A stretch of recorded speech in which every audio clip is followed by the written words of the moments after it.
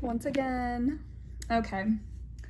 So this speech is going to be about John Wayne Gacy, the killer clown.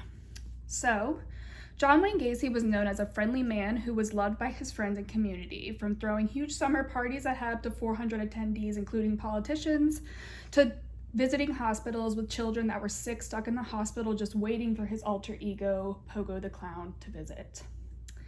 John was a big man that nobody would even think of as a threat. By 1978, the public's view on John Wayne Gacy would change and his community would wonder, how did we miss this? Gacy's case would take the country by storm, and he would soon be known by his renowned nickname, the Killer Clown. John Wayne Gacy was born on March 17, 1942 in Chicago, Illinois, to an abusive father and a loving mother.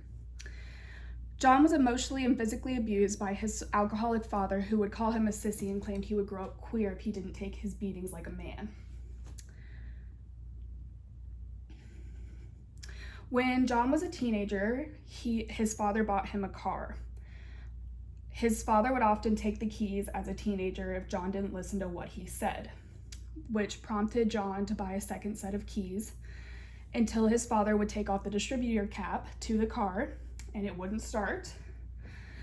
But once he put the distributor cap back on, John took off to Las Vegas to escape the abuse.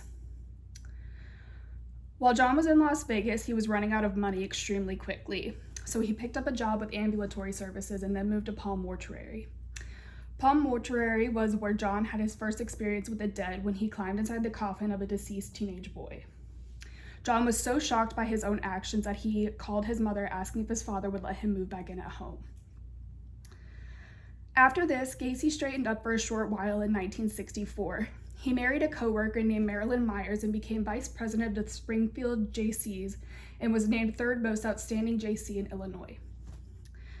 His father-in-law bought 3 KFCs in Waterloo, Iowa, and offered Gary management positions at all 3 with the pay of $15,000 per year, which is equivalent to close to $135,000 in the year of 2022. So, John relocated to Waterloo. He opened a makeshift club in his basement at his house for employees at KFC in order to intoxicate them and make sexual advances. In 1967, Gacy sexually assaulted a former co-worker's son named Donald Voorhees. Donald told his father, who then took it to the police. This was when John Wayne Gacy's crimes really started to pick up.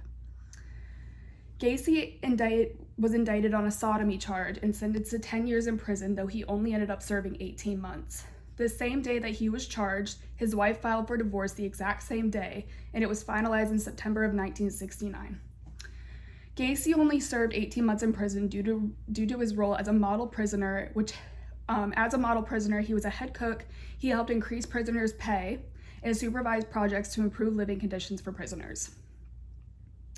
Gacy was denied parole in June of 1969, so he took 16 high school classes in order to prepare for his next parole hearing. His next parole hearing took place in May of 1970, and he was granted parole with 12 months of probation. After he got out, John claimed he would never go back to prison. He moved back to Chicago, Illinois to reestablish himself and claimed he would never, ever go back, but those claims proved to be false.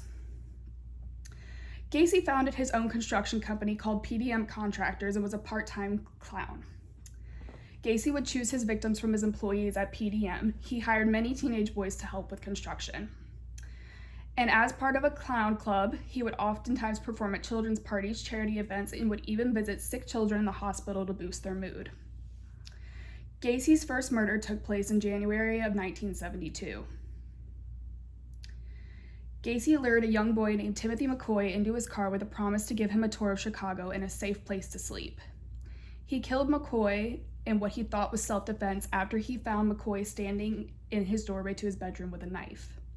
He stabbed McCoy multiple times in the chest, and as the boy was laying there gasping for air, Gacy realized death was the ultimate thrill.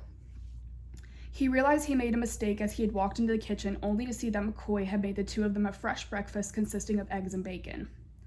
McCoy had absent-mindedly walked to Gacy's room with a knife in his hand to wake him up for breakfast. Though Gacy knew it was a mistake, he was not remorseful, as he had found that made his adrenaline spike like nothing he had ever experienced before. Gacy murdered his second victim by suffocation in 1974. The circumstances of this murder are unknown and the body remains unidentified. Gacy's third murder was the death of one of his employees named John Bolkovich, whom he strangled and buried in the crawl space of his own home. Gacy went on to abduct, torture, and murder 33 men ranging between ages 15 and 21. 29 of the victims were found on Gacy's property, with 26 being found in the crawl space and 3 buried under other sections of his house. Gacy's last murder is what ultimately led him to being caught. On December